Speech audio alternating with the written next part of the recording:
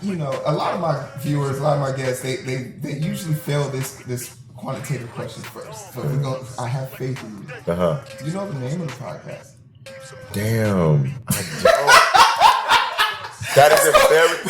You know what's so funny? What? On the way here, I went to iTunes podcast and I was like, I put in Hero Heero to see if I could find it, and it didn't come up. A whole bunch of comic stuff came up, and then I went to Facebook because I deleted my Facebook app after I found out that they like can clue into our audio and stuff. Yeah.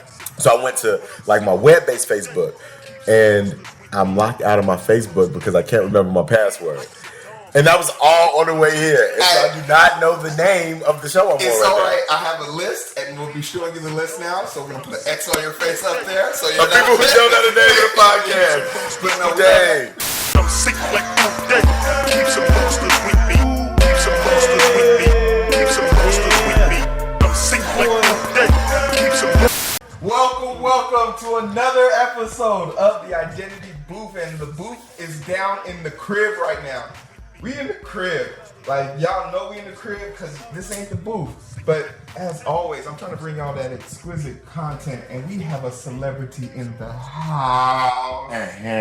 Now, a lot of you guys don't understand what it means to be from the motherland, so let me put you on game, okay? We have the one and only, the prophet of the prophecy, here to tell you about the game. He is a celebrity. He is an athlete. He is our boy all the way from MTV. Dare I say? We have the great host, Dometi Pongo. Give it up. Yo. Hands down the best introduction I've ever received. Thank you, bro. Nah, man, you ain't about to put me on the flattery post because that's all that was a you real forever hosting and always giving. You always the one with the mic. So now I want you to feel what it feels like to be on the other side. It's crazy. Thank you, man. No, thank you for coming. Like, you know, this probably won't go till like a minute, but a lot of people always tend to figure out like, oh damn, he recorded this about 6 months ago. I remember those time I posted somebody was like, you don't even have hair right now in this post. Like, what's going on? So when y'all see this, y'all know, but we on vacation right now. He's on vacation right now. He's a great favor. So as always, I'm gonna put all his information. Anything you want to plug right now?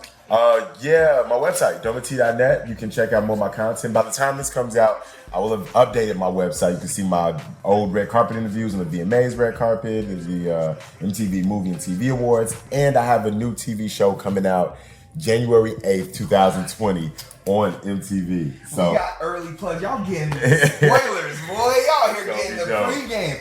All that information will be in the description below, so make sure you check it out. We'll just jump right into it because, you know, he's a busy man, so I can't keep him here forever. Like, we got the jollof rice and we got the but it's not going to keep him here for long. I can feel it.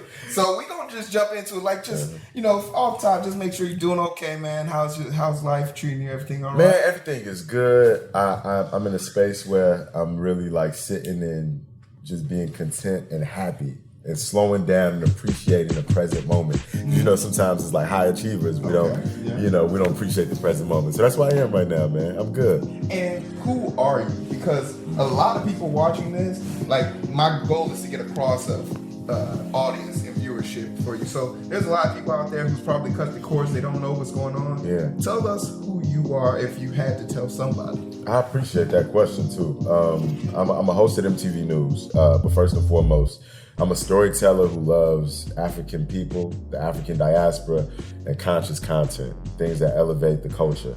And so, you know, MTV News has a show called Need to Know that airs digitally on our MTV, at MTV News' IGTV and our Twitter page. And so that show is my perspective on news stories as they happen throughout the day. Then I also have a show coming out in January 2020. Excellent. And diving into more who you are. Yeah. Me forever. I've known you since 2003. So I can say that I know you from an aspect of an American aspect and our African aspect. Yeah.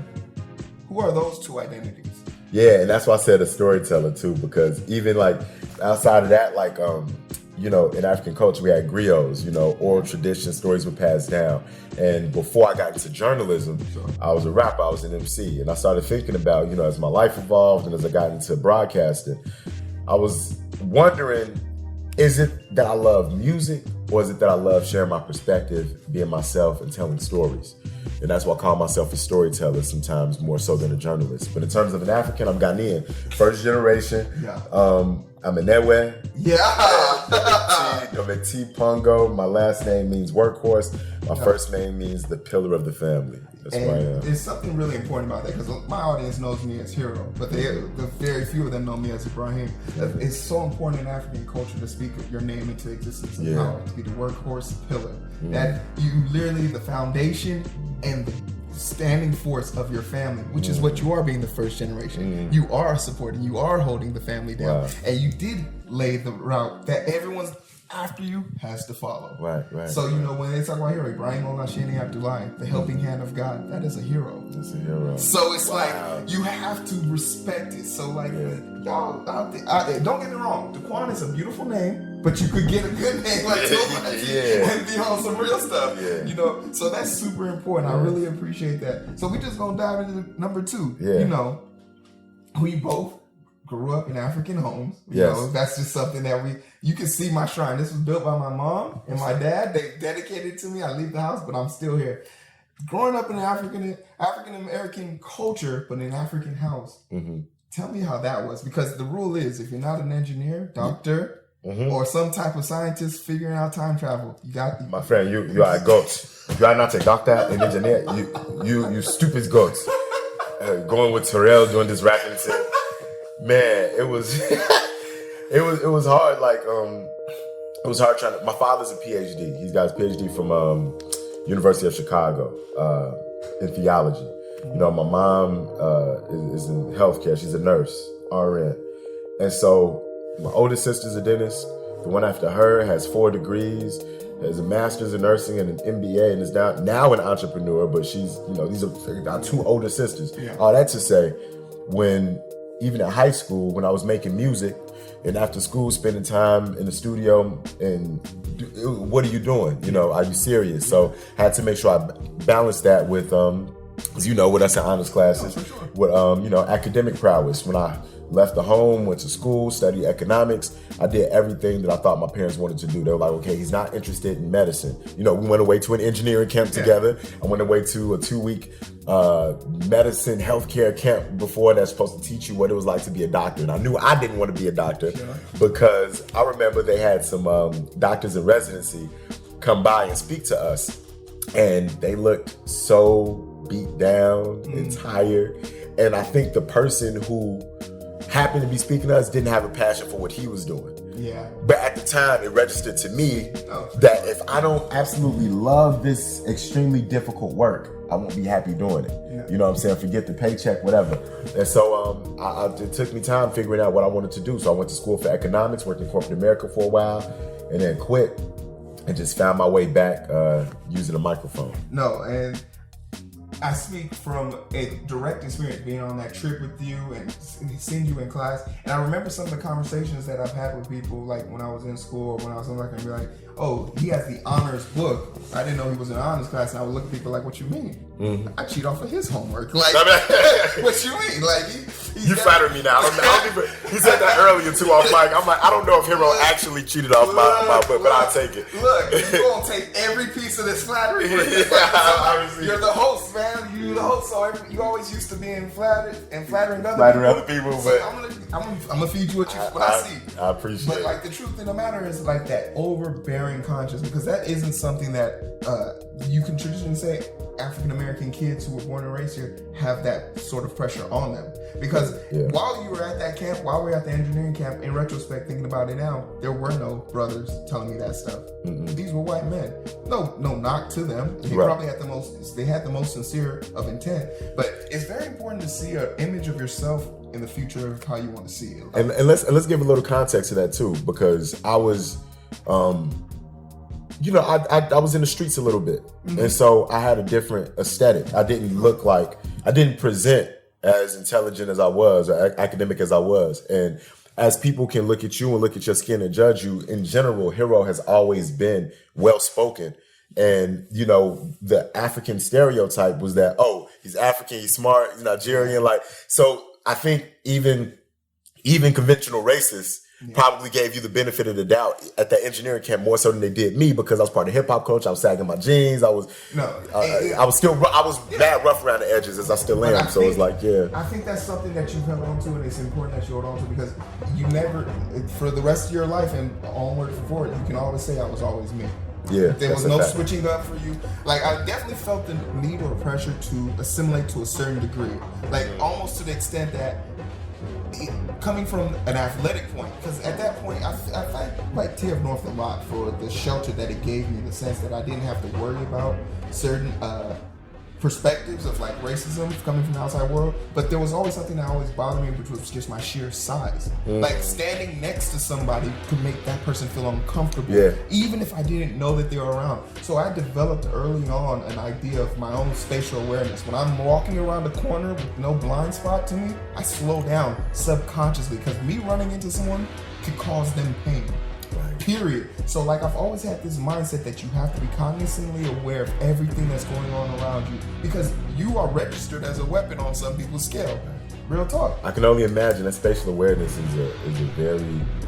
that's a key way to put it because I feel like when I was navigating corporate America, I had that same awareness, but I didn't have the size that you have. So I always want to ask like tall people this: do you ever feel like, or did you have a moment where you felt yourself physically shrinking to make people comfortable, or have you always been erect and stand tall as you do today? And I think it's for me, especially coming from the medical standpoint, when I have a new patient, I need them to feel open enough to speak to me. So if that means I have to lower my standard expectations of what it means to be approachable to save their life, I will do that. That is a consequence of wanting to help people. You have to help them their way.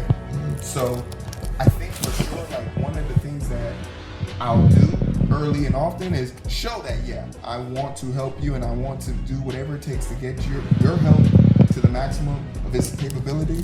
But I want to say it in a way that you feel confident in my ability to do that. Right. So if you know me, you know who I am, you know how I stand, you know how I talk, you know how I approach you. But if you're not sure about that or there's some doubt, then you have to come meet me on that because I've long stopped pronouncing myself to my peers. Like, if you don't know who I am by now, then you hired someone that you weren't prepared for, so I question your ability to judge. That's right. So, right. So your peer, you're your full self to your patient. You have a short amount of time to get their trust, so you're willing to. Yeah, definitely. It's not like the person I'm talking to on that bed has a swastika on their chest. These are people who just had their loved ones have a heart attack, or their little child is crying and they don't know why, and they're looking for someone to give them an answer. And to that extent, that's what I'm trying to do.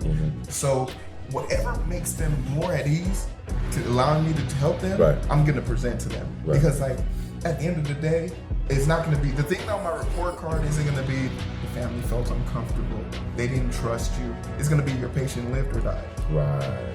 And that's it for me. That's the ultimate goal. Like there is no like going back from there. There's no drinking that off. There's you killed somebody. Right. No excuse. Yeah. See, and I always wanted to know that because even I'm not a tall guy. I'm not a short. I'm average height, and you was mossing people out on the football field. I'll let you go. Man, you just making stuff up. I was terrible at football. I was the heartbeat behind the team. Like I was a good addition because I made the locker room feel good. As far as on the field, take it or leave it. I wasn't good. I wasn't bad. But if I hurt myself, nobody would cry.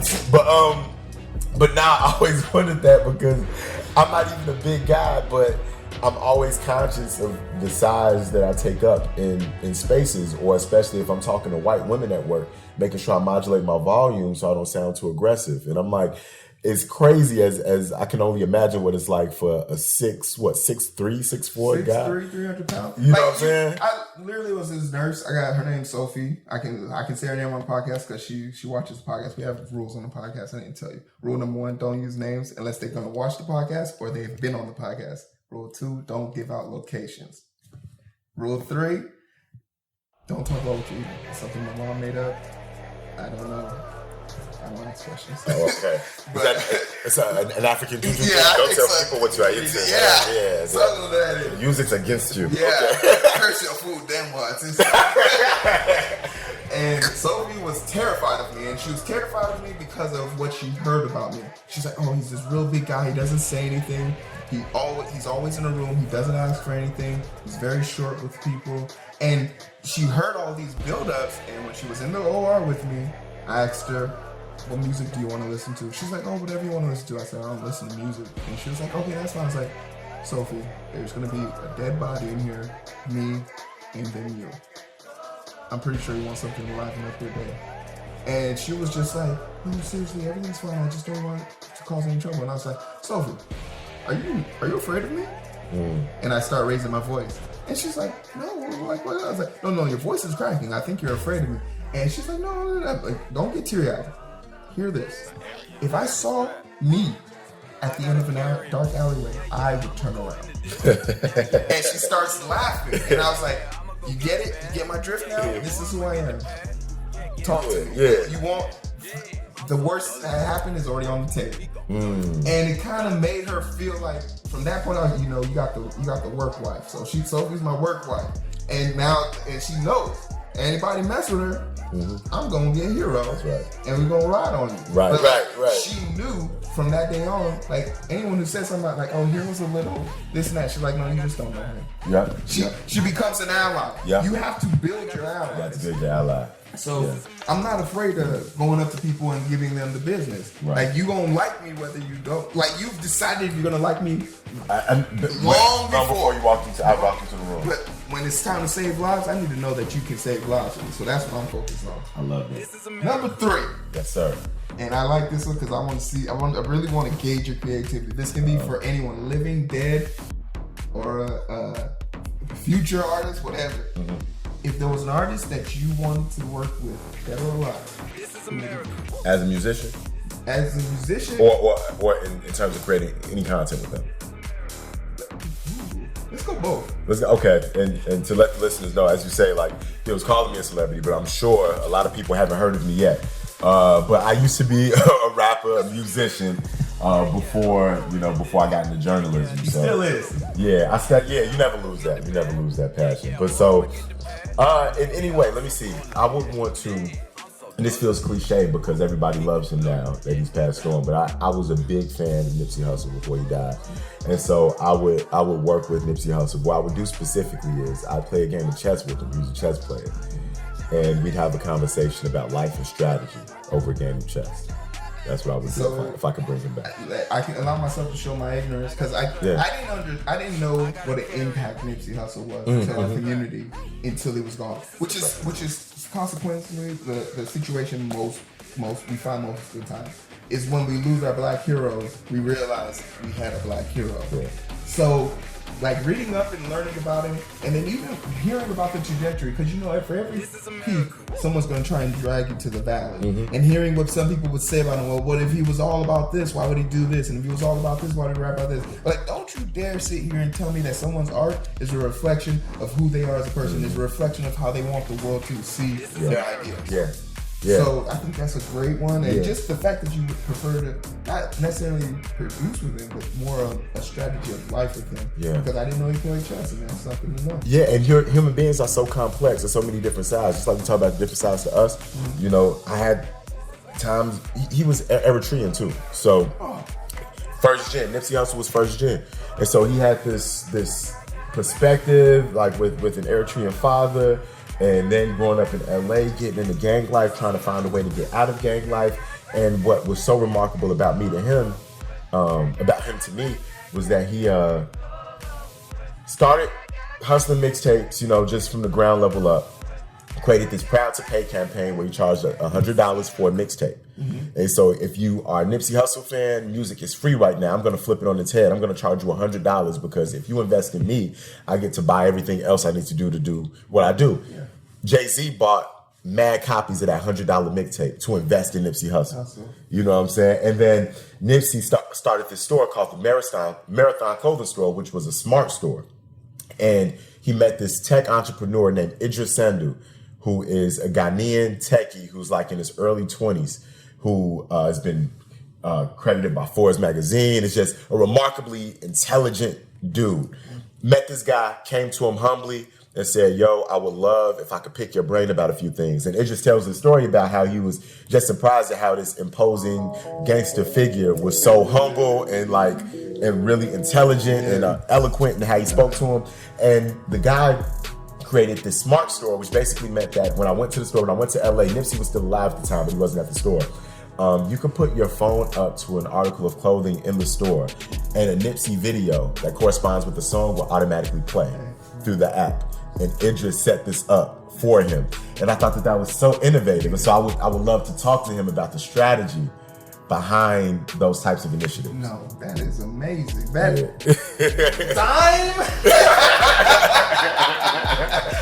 I knew you would appreciate that. You specifically. I knew you would appreciate that, bro. So, so if that's from that's the strategy point, so then what about the music aspect for artists that you would want to just... That I want to... Right. Who would I want to make music with? I could make music with anyone. It would have to be somebody who would make me challenge myself as far as wordplay goes, and who could also help me with melody. Because sometimes I'm so rap, I don't think much about melody. And I think the perfect person for that would be Black Thought from The Roots. He has this song called Conception, and he's singing on the chorus, and it's just so dope. It's and he What's goes, the name of the song? Conception. You know, and the words, the lyrics are so it's a poignant record. And if I could make a song with him like that, man. Who's the one person you're looking forward to interviewing the most, dead or alive? I don't know if I want to do an interview with him so much as I want to have a 3-hour conversation with Will Smith. Really? Yes. What's the story behind that? Will Smith is such an interesting thinker. And he believes in the law of manifestation in a way that I do too. And there have been times when I've thought up or conjured up my future, and then I've seen it happen. And he talks about this a lot. And he's really inspirational to me. You know, I can dig that vibe because Jaden and Willow are two extraordinary young people doing some amazing things. She was just in DC right before I got here, so she was playing at the film when I saw the tail end of her show, and she's just so passionate about seeing her fans, sweating, thirsty, clearly tired and exhausted, hugging everybody who stayed afterwards to see her. And I was just that's such a positive energy, and Jaden with the whole water and feeding people, and it's just the fact that when they brought the cameras, he was just I didn't ask for you guys to be here. Right. These people are on their luck, down on their luck, and you want to film that? He challenges the world to be a better place. And he did an anime on Netflix, and I watched it. It was a little quirky, it was on my way, but I said to myself, I'm gonna watch all these episodes just because you made it, bro. And as a person who creates art, you don't have to necessarily like that person's art, but you have to understand how important it is to support these people in their endeavors, because we don't get that many chances. Superman's been the poster boy for 80 years, and it's not by accident. That's right. You need to get other people up there. So I enjoy seeing it. But so from his children that Will has to be that type of guy. Like that. Yeah, and he has this show called Bucket List where he's as he approaches 50, is trying to knock things off his bucket list, and you learn with him and grow with him. He's just interesting, and I like this idea of, I love creatives who traverse in different disciplines. Will was a rapper, an actor. Now he's a content creator and an executive producer of basically his Instagram page, which has become his own TV show. It has. And then their home has become Red Table Talk. Yeah. Moving in those different spaces is just remarkable to me. And I just really want to. I'm challenged by that too. I have so many different things that I want to do, so many things that I'm working on. And sometimes we get in our heads about how to brand it, how to put it out there. So if I interview Will Smith, it'd be dope. Oh, that's excellent. All right, so now you're at this point in your life where you've beaten the odds, to say the least. There are things that you have accomplished that people in their full lifetime would never be able to do. I say that with utmost thing. We're thinking about the concepts of graduating, having multiple forms of revenue that have all sufficed to helping you survive in this world, to now doing something that you're passionate about. What is next? He almost made me cry. You see this? My eyes watering. I ain't gonna lie. This man right here. I'm not even joking. I'm not being funny. My eyes are watering. But yeah, what's next? Let me tell y'all something. Like, y'all know, like, true context. This is something like 10 years in the making. It's not like I've talked to Maddie. Like, I'm an adult friend of Dometi. I am his adult friend. That means if he needed something in a heartbeat and he had the nerves to call me to do it, that means it's that important. I have to do it. Yeah. I'm not gonna call him and check on him every day. I probably miss a few birthdays, but he has seen me sweat. He has seen me cry. He has seen me lose. Yeah. He has seen me at my worst. I sometimes wonder if people who see me at my best deserve that. People like him do, because he knows what the worst of me is. So like, raw emotions can be shown, and it's only going to be shown when you have a certain appreciation for who it's coming from. So you hit the nail on the head, bro. Hit the nail on the head, man. What's next is I'm working on a film about Black identity and the relationship between Africans and African Americans. There's a short run of it, like a sizzle reel of some of what we're working on and thinking through on my website at dometi.net/Ghana. So you guys can check that out. But I hope to release it on some platform in 2021. But that's what's next. So filmmaking, yeah, man. And then I want to drop an EP probably that year too, maybe 2021. You know, release some music. So, but this more in the more immediate future, I really want to dominate the way I tell stories. I really want to master the art of journalism and really telling stories that matter. So. And you're a professional at it. This is something like my podcast and everything that I do. I'm such a rookie. But I've literally seen the behind the scenes of your setup and how you have a 6-man crew with you at all times. Like, it's really impressive. And I say to myself, like, man, like, how dope? Yeah. How dope do you have to be just to get like I'm pre-production, post-production, on-site production, and if anything breaks right now, that's the end of the podcast. Right. But that's the only way though. That's the only way you even get to that space. Because I tell like a lot of journalism students right now, they're always, vying for these jobs, these internships, etc. If no one listens to your podcast, 'cause I had a podcast called Brainstorm Dometi. I don't know how many people listen to it. Not that many. But I super served the 10 who were, and it served as a public resume. And now when I'm in post-production, I can get really specific about how I want my stuff edited. Yeah, I can, I've written, so I can tell the writers what I would like to see. So it's it's imperative to have that. If you don't have that, you skip those steps, then you're at the behest of whoever is doing it for you. Or whatever production company like. And I'm rather selfish. Eric is a co-host on this podcast whenever he's with it, and he's always asking me, "Hey, bro, I'll take care of some of that." And it's just like, nah. It's almost like a form of feng shui for me. It gets me in my zone. It's a pastime for me. Gotcha. Like I literally told myself the only way I would probably give up like medical practice is if I could just become a full-time editor. If that was something I could do, because I just have so much fun with it. Just like being able to just create constantly, or like whenever someone wants to start a YouTube page and they come and be like, "Hey, how'd you do it?" I'm like, "This is the steps. You just need an iPhone 5 and iPhone 6. Yeah. You're good to go." Yeah. And people are like, "No, seriously, I saw what you did." And I'm like, "Yeah, don't look at what I'm doing. Yeah. Build up your level up. and just do the thing. Don't go to the boss. You don't go to the boss first. You're gonna take your steps and all those things. Yeah. So that's career-wise, which is lovely.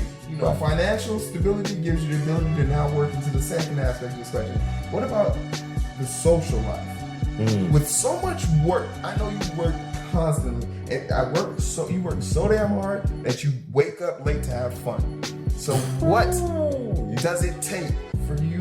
What's next as far as your social life? Are you looking at marriage? Are you looking at situations that might give you happiness outside of work? The reason why I teared up earlier is because I feel like this trip was the first time in a long time that I really sat down and reflected and allowed someone to say, because I don't feel like I've made it, but allowed someone to say, "You've made it." You know what I'm saying? And receiving it and not like deflecting and really and so part of my social life has been allowing my friends to pour into me and to celebrate with me.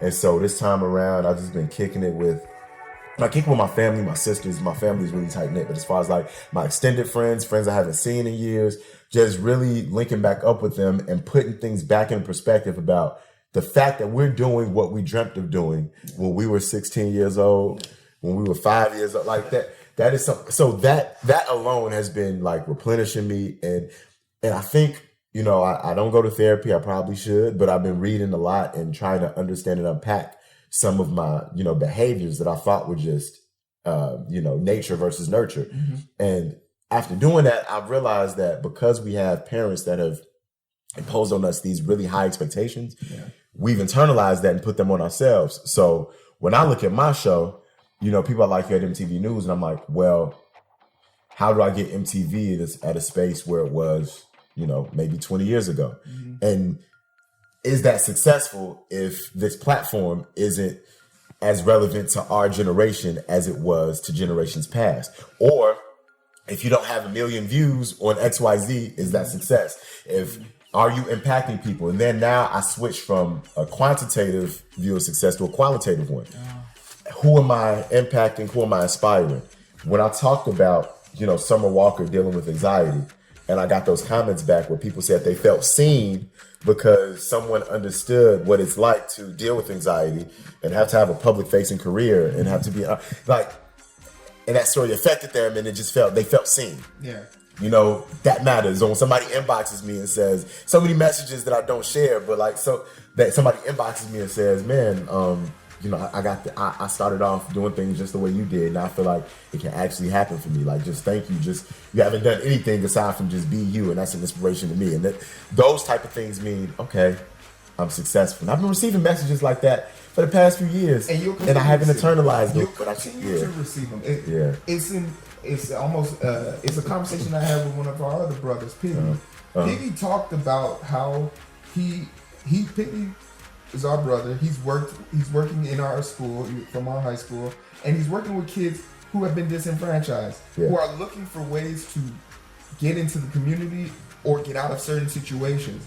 And he sometimes struggles with that situation. Yeah. And I was trying to tell him, like, you know, you just got to keep doing what you're doing. Mm-hmm. The amount of care and effort you put into just being you is a reflection on everyone you touch and walk past. That's because a sign of respect, and every time they see you and you show them respect that they never received anywhere else, it adds to the puzzle. Right. And eventually they'll come to you. So, like, when I see the 7-year-old misspelling words writing into the comic book talking about, I like this act, it's just right.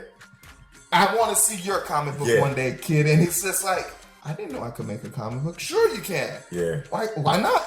You ever think about this, man? This is out of body stuff. Like, I was looking at, like, you know, you look at interviews with successful people and things, and they say, you know, how'd you get to do what you do? You know, and they'll say, yeah, I saw this guy on TV and he said XYZ, and that's what I knew. You ever think about, and I always wonder if the people who inspired the greatest people that we know, I wonder if they know that they are the person who inspired them, if that makes sense. Like, what if... That's 4D chess right there. You hear me? Hey. They'll never know. Like, imagine if a kid has been watching you and maybe has gone to, you know, improving their art and won an art scholarship or did something great, and you don't even know that you were the impetus for that. That's amazing to think about.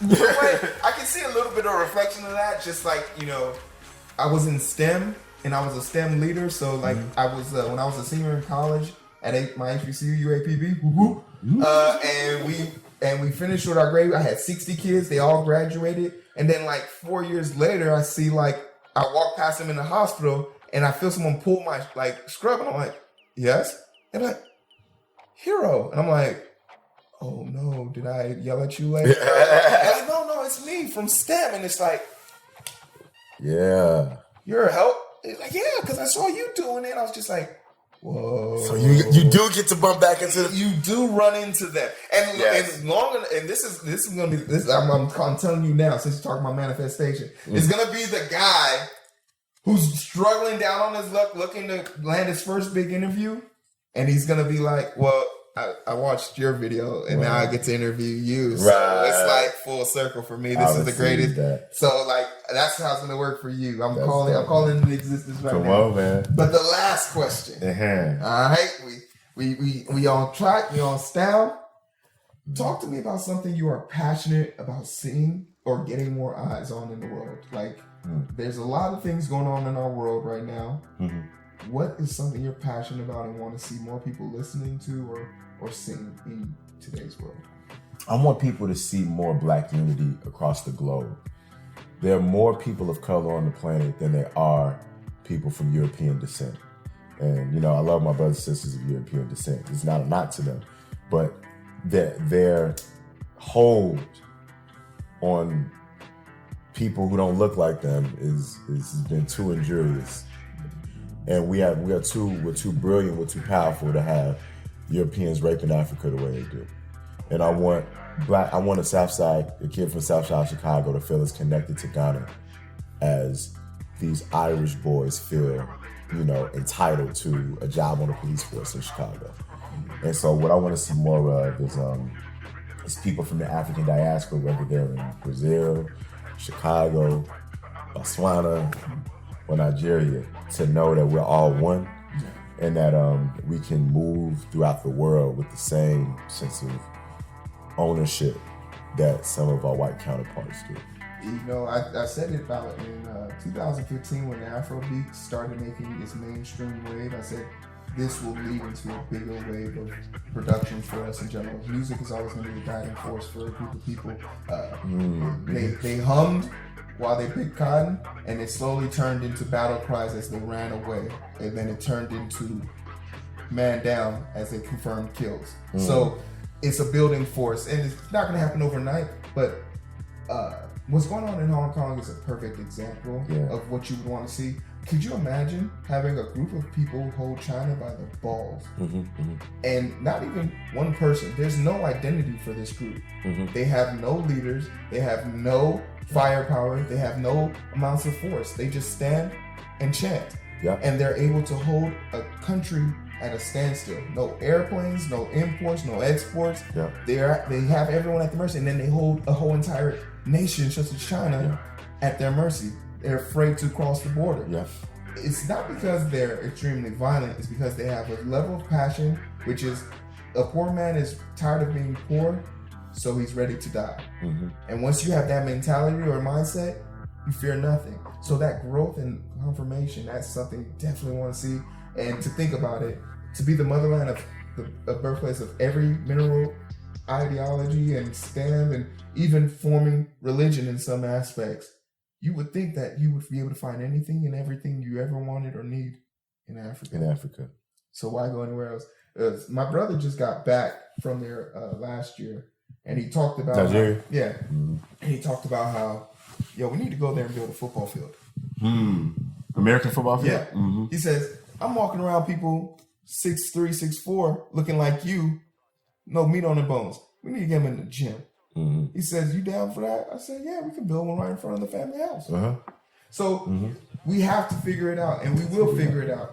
But that's what I want to do. But just for the meantime and in between, thank you guys so much for joining us. Thank you, man. We made it. We made it through the whole episode. Camera's still going. We here. Nothing, bro. Like you good. You good.